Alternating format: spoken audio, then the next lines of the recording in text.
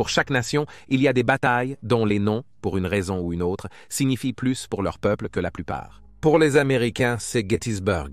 Pour les Australiens et les Néo-Zélandais, c'est Gallipoli. Pour les Britanniques et les Canadiens, c'est la Somme. Pour la France, peut-être l'une des batailles les plus importantes de son histoire récente a été la bataille de Verdun.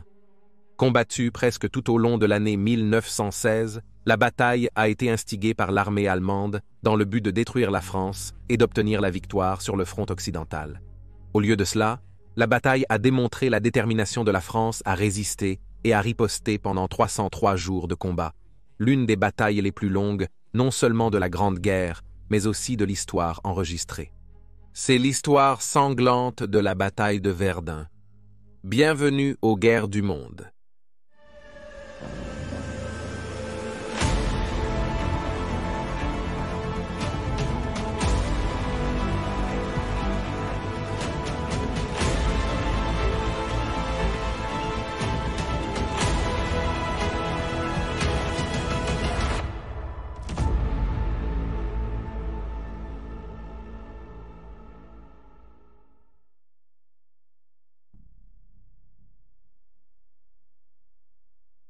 Décembre 1915. Malgré les promesses des deux côtés à leur peuple que la guerre serait terminée avant le Noël précédent, elle a continué à s'enliser dans une lutte brutale et sanglante. Sur le front occidental, un complexe réseau de tranchées avait été creusé à travers la campagne belge et française, de la mer du Nord à la Méditerranée. Les deux camps étaient engagés dans une lutte acharnée pour briser définitivement l'impasse. Pour les puissances centrales, leurs efforts à cet égard ont été frustrés par le fait qu'ils devaient combattre la Russie impériale sur le front de l'Est. L'Allemagne, avec ses alliés austro-hongrois et ottomans, avait réussi à lancer une offensive massive au début de l'année, expulsant les forces russes de la Pologne actuelle et les repoussant sur le territoire russe, où elles ont finalement été arrêtées, mais pas avant d'avoir pénétré bien plus de 100 km, soit 62 miles en Russie. Alors que l'année commençait à toucher à sa fin, le chef du grand état-major général allemand, le général d'infanterie Erich von Falkenhayn, a décidé de réévaluer la position de l'Allemagne. Malgré l'impasse à l'Est, il avait atteint son objectif principal sur ce front en sécurisant la frontière orientale de l'Allemagne contre les forces du tsar Nicolas II. Il était également parfaitement conscient du sentiment révolutionnaire en Russie, qui n'avait été alimenté que par les échecs de leur armée dans la guerre, et il croyait que la Russie serait probablement hors de la guerre l'année suivante, alors qu'ils s'effondraient dans leur propre guerre civile. Il ne lui restait plus qu'à s'installer avec une force de blocage pour retenir les Russes pendant qu'il redéployait la majeure partie de ses troupes sur le front occidental où il croyait que la guerre serait gagnée ou perdue. Le jour de Noël, 1915, le général a écrit une lettre au dirigeant allemand, Kaiser Wilhelm II, décrivant la situation stratégique telle qu'il la voyait en 1916, énumérant ses recommandations sur la manière dont il devrait procéder pour obtenir la victoire. Dans cette lettre, il décrivait l'armée française comme étant au bord de l'effondrement, et une bonne offensive contre une cible française les briserait, ciblant spécifiquement une zone dont il savait que les Français devraient s'engager. Par conséquent, la plus grande menace telle qu'il la voyait venait de la Grande-Bretagne et de son empire, qui offrait à la nation insulaire une richesse d'hommes et de ressources qui était hors de portée des armées des puissances centrales.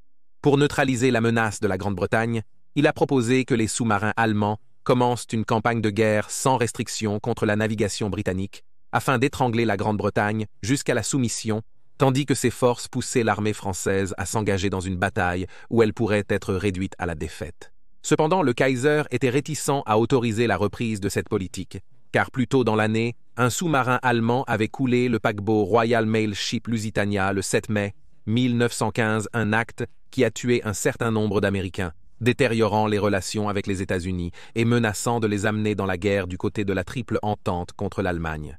Le Kaiser ne voulait pas risquer de provoquer davantage Washington en tuant plus de citoyens américains voyageant sur des navires de passagers britanniques, et il a donc refusé d'autoriser la reprise de la tactique, concentrant plutôt sa flotte sur la prise de contrôle de la mer du Nord aux dépens de la Royal Navy, qui à cette époque bloquait les propres ports de l'Allemagne. Il a cependant soutenu le plan de von Falkenhayn contre les Français. Avec la bénédiction du Kaiser, von Falkenhayn a commencé à chercher l'emplacement idéal pour son offensive.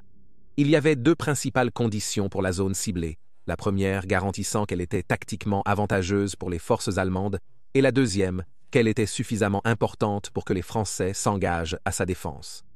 En examinant minutieusement les rapports de renseignement du front, il a trouvé ce qu'il cherchait dans la ville de Verdun, dont le nom signifie « colline verte », offrant une position particulièrement fortifiée pour les Français.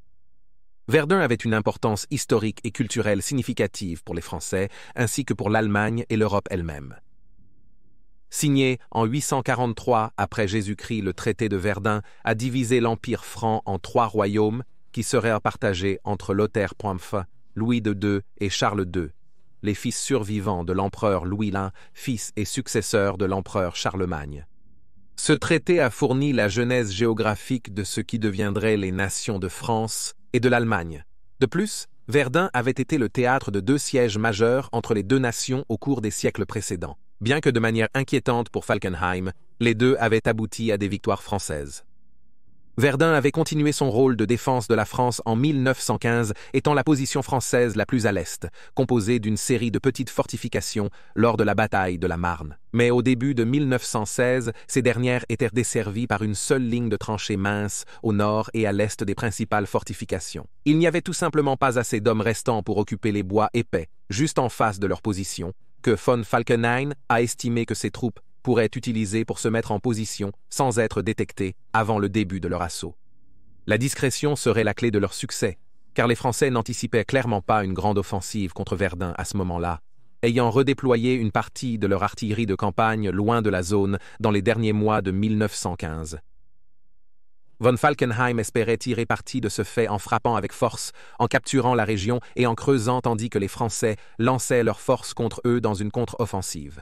L'artillerie allemande épuiserait ensuite ses troupes françaises contre-attaquantes, transformant la campagne autour de Verdun en un hachoir à viande. C'était un plan logique qui, selon ses mots, saignerait la France à blanc. Et pour garantir davantage le soutien continu du Kaiser, il a suggéré que cette bataille pivot devrait être commandée par son fils, le prince héritier Wilhelm, dont la 5e armée était positionnée sur le flanc droit de Verdun.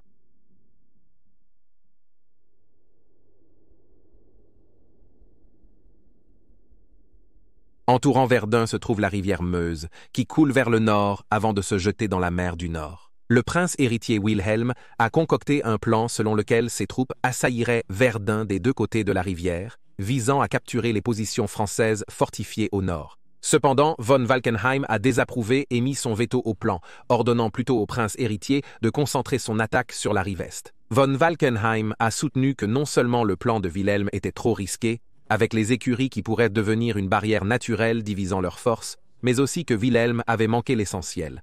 Wilhelm pensait au niveau tactique de remporter une bataille. Cependant, von Falkenhayn pensait purement au niveau stratégique pour gagner la guerre. Pour lui, les jeux territoriaux étaient un bonus, l'objectif réel étant de tuer autant de troupes françaises que possible, mais dans les mois à venir, le manque d'objectifs clairs de von Falkenhayn entraverait la campagne de Wilhelm. En préparation de l'offensive, la 5e armée de Wilhelm a été renforcée par 3 corps de troupes, avec des corps supplémentaires rassemblés en réserve prêts pour la contre-attaque française attendue. Mais la clé du succès devait être l'artillerie allemande. Un total de 1201 pièces d'artillerie ont été sélectionnées pour l'opération Verdun et elles ont été mises en position sur des voies ferrées fraîchement posées qui seraient également utilisées pour alimenter continuellement les canons en munitions. Cela leur a permis de maintenir un haut taux de tir contre les forces françaises, tirant depuis 3 directions autour de la position française.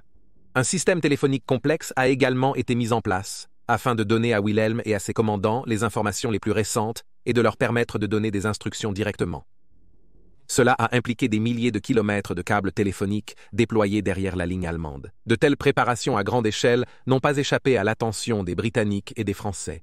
En fait, les agences de renseignement en Hollande avaient déjà eu connaissance du plan de von Falkenhayn pour briser l'armée française dès décembre 1915, et bien qu'étant formellement neutres, les Hollandais ont transmis cette information aux Britanniques. Mais le tableau était encore incomplet.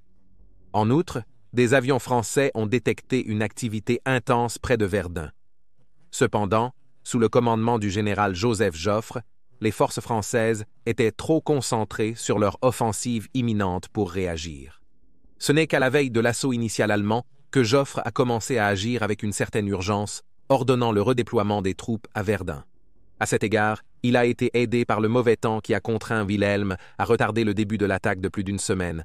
Mais malgré cet avantage, les Français étaient moins que idéalement préparés pour ce qui allait suivre.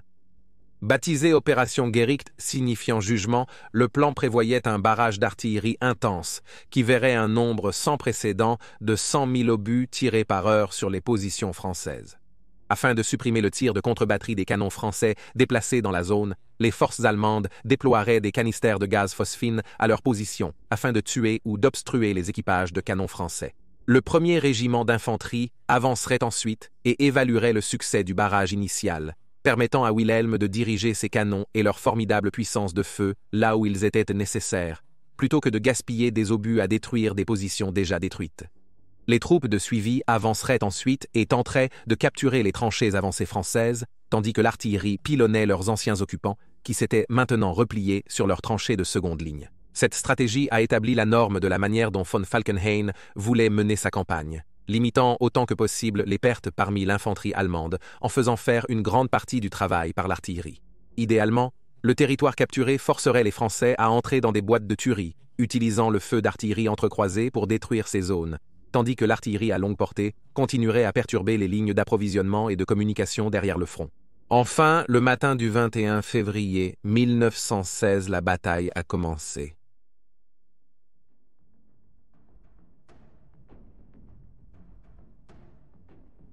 « 07:15 heures.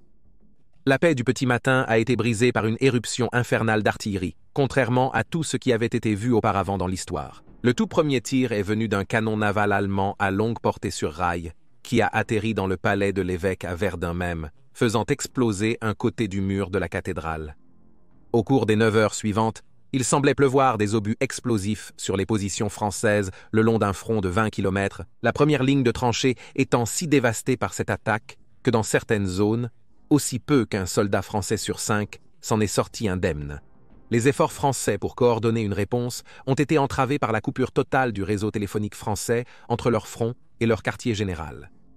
Pendant ce temps, dans les airs, environ 168 avions allemands ont été déployés dans le plus grand écran de protection aérien jamais vu pour une opération militaire, afin d'empêcher les Français d'utiliser leurs propres avions de reconnaissance pour localiser les canons allemands pour un barrage de contre-attaque.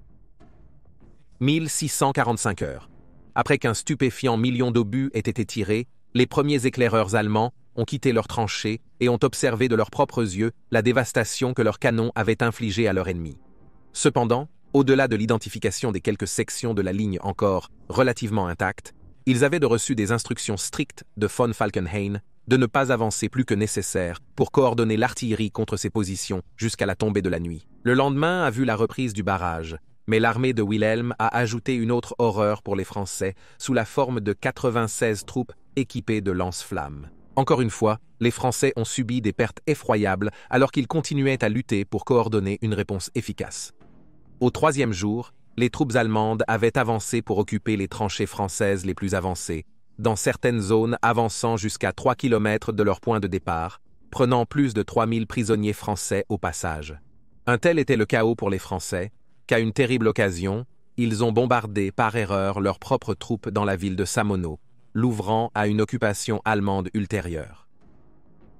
Le 4e jour, les Allemands ont porté un coup majeur lorsqu'ils ont capturé le fort Douaumont avec seulement un petit groupe de soldats du 24e régiment d'infanterie Brandebourg de l'armée allemande. Les troupes sont entrées à Douaumont par un passage non gardé, prenant par surprise la garnison de 57 territoriaux français de seconde ligne, ce qui a entraîné la chute du fort sans qu'un seul coup de feu ne soit tiré.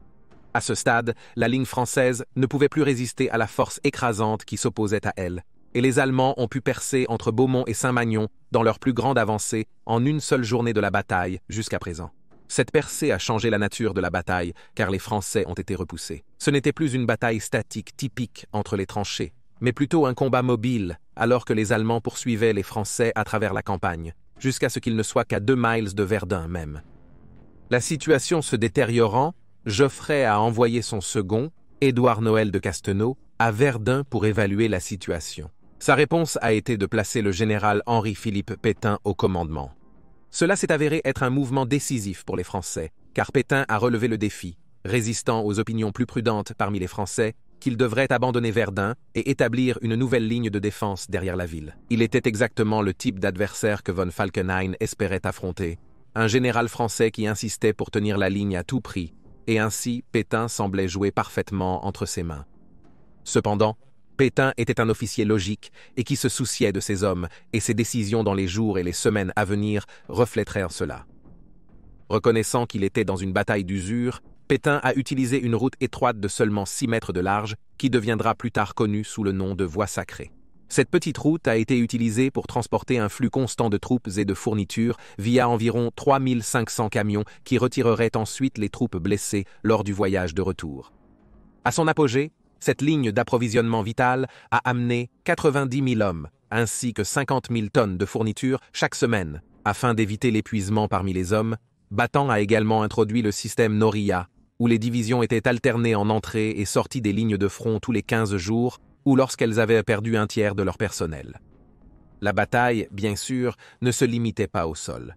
Le ciel au-dessus de Verdun est devenu un nid d'activités aériennes en soutien aux troupes au sol, ce qui a à son tour conduit à un certain nombre de combats aériens, car les deux camps avaient alors adopté des avions de chasse dédiés pour détruire les machines ennemies. Un homme plus que tout autre serait associé au combat sur le champ de bataille de Verdun, à savoir le Français Jean Neuval, qui gagnerait le surnom de la Sentinelle de Verdun. Dès le premier jour de la bataille, il était en action contre les avions ennemis, son propre avion étant initialement peint aux couleurs vives du drapeau français, avant qu'il ne fasse quelque chose d'assez unique et décore son nouveau pauvre combattant d'une peinture rouge sur toute la surface, de sorte qu'il était facilement reconnaissable par ses camarades au sol, qui souvent acclamaient à la vue de celui-ci. C'était presque 1 an avant que Manfred von Richthofen ne fasse de même, l'homme qui deviendrait connu sous le nom de Baron Rouge. Avec Wilhelm et Pétain désormais engagés dans leur jeu de guerre, la question était de savoir si un côté pouvait suffisamment affaiblir l'autre pour remporter la victoire.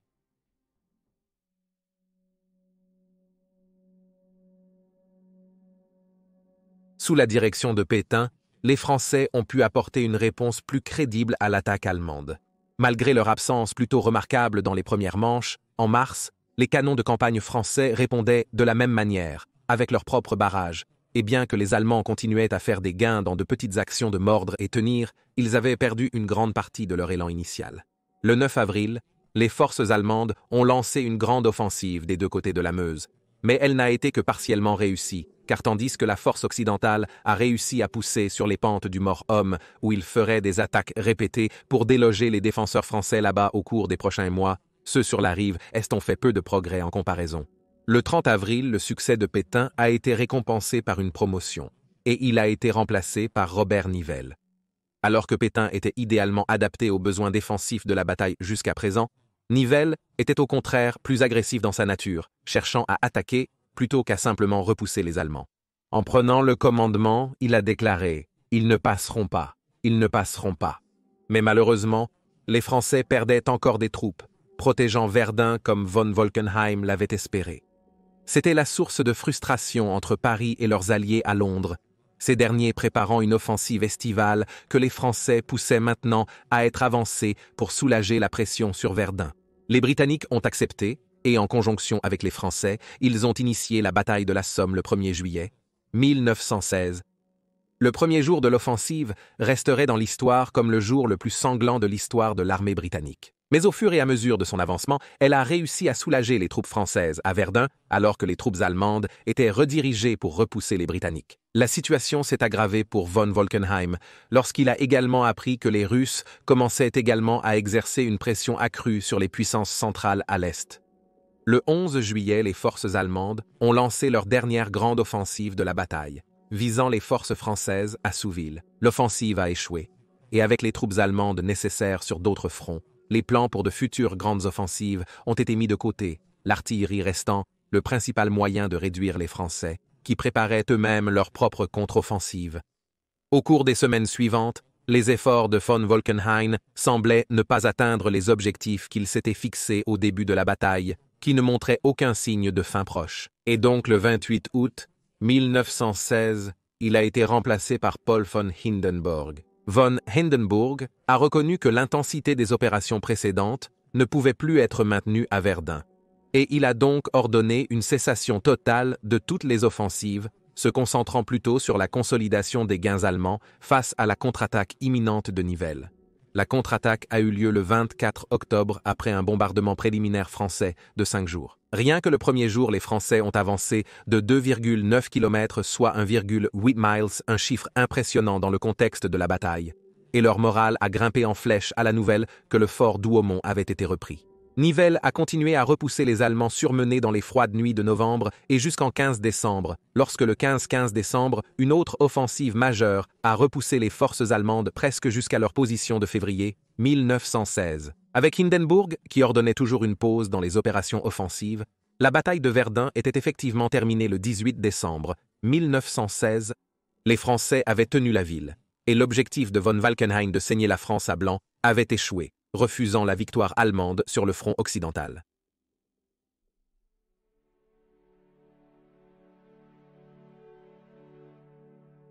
La bataille de Verdun a duré 9 mois, 3 semaines et 6 jours, ce qui en fait la plus longue bataille de la Première Guerre mondiale. La bataille est depuis devenue ancrée dans la psyché militaire française comme une démonstration de la ténacité et de la détermination française face à l'ennemi, au point qu'un des énormes chars Bunn de la Seconde Guerre mondiale portait le nom de Verdun.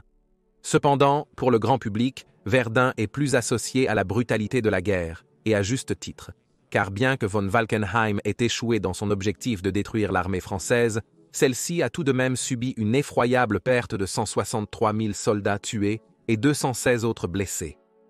Pour leurs efforts, les Allemands ont perdu 143 000 des leurs et un nombre similaire a été blessé. Mais puisqu'ils ont été repoussés à leur position d'avant-bataille, Verdun est considéré comme une victoire pour les Français. Après la Seconde Guerre mondiale et les changements sociopolitiques massifs qui ont eu lieu à travers l'Europe de l'Ouest, Verdun est devenu un symbole de la réconciliation franco-allemande. Dans un geste de relation pacifique dans cette nouvelle ère entre les deux côtés, le 22 septembre 1984, le chancelier ouest-allemand de l'époque, Helmut Kohl, et le président français François Mitterrand se tenaient au cimetière de Douaumont, où ils se sont tenus la main pendant plusieurs minutes sous une pluie battante. Ce geste puissant signifiait la mise au repos de la douleur causée dans le passé, inaugurant un avenir plus paisible et prospère pour les deux nations, maintenant travaillant ensemble.